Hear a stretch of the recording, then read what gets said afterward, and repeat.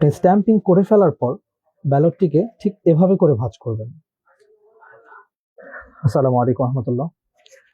ঢাকা 13-র অধিবাসীগণ, আপনাদের অবগতির জন্য জানাচ্ছি, আগামীকাল 12ই ফেব্রুয়ারি সকাল থেকেই ইনশাআল্লাহ অনুষ্ঠিত হবে ত্রয়োদশ জাতীয় সংসদ নির্বাচন 2026।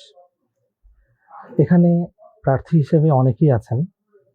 তো আমরা আমাদের পছন্দের প্রার্থীকে তো অবশ্যই ভোট দেব, কিন্তু ভোট দেওয়ার ক্ষেত্রে আমরা কিছু বিষয় যদি লক্ষ্য না করি, সেক্ষেত্রে আমি যাকে ভোট দেব, ভোটটি তো সে পাবেই না, উল্টো আমার ভোটটি বাতিল বলে গণ্য হবে।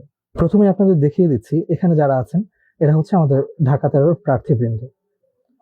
আমরা এখান থেকে যদি লক্ষ্য করি, আমরা ব্যালট পেপারটা হাতে নিয়ে প্রথমে দেখব এখানে ক্রমিক নং আছে কিনা, এবং নিচে স্বাক্ষর, নাম এবং পদবি, এখানে সিগনেচার অথবা প্রিজাইডিং অফিসারের কোনো সিল আছে কিনা। যদি সিল থাকে সেক্ষেত্রে এটি বৈধ ব্যালট বলে গণ্য হবে।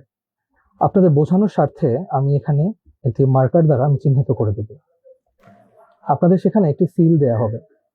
সিলটি আপনি যখন এখানে স্ট্যাম্পিং করবেন, সেক্ষেত্রে প্রথমে লক্ষ্য রাখবেন কখনোই যেন এখানে এই যে দাগটা দেখতে পাচ্ছেন, এমনভাবে সিলটি কখনোই মারবেন না যে এই মার্কা এবং এই মার্কা এখানে দুটোর মাঝে পড়ে যায়, অথবা এমনভাবেও দিবেন না এখানে এবং এখানে পড়ে যায়। সবসময় সিলটি স্ট্যাম্পিং করার ক্ষেত্রে একদম ঠিক মার্কার উপরে স্ট্যাম্পিং করবেন। এরপর যখন আমরা ভাঁজ করতে যাব, স্ট্যাম্পিং তো করা হয়ে গেল, এখানে যখন আমরা ভাঁজ করতে যাব, ভাঁজ করার ক্ষেত্রে আমরা যে ভুলটা করে থাকি, আমরা এভাবে ভাঁজ করে ফেলি। স্ট্যাম্পিং করে ফেলার পর ব্যালটটিকে ঠিক এভাবে করে ভাঁজ করবেন। প্রস্তুত হয়ে গেল আপনার পছন্দের প্রার্থীকে দেয়া ভোট।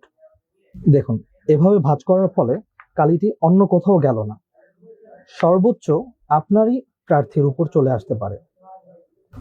সো আগামীকাল সারাদিন রিকশা মার্কায় ভোট দিন।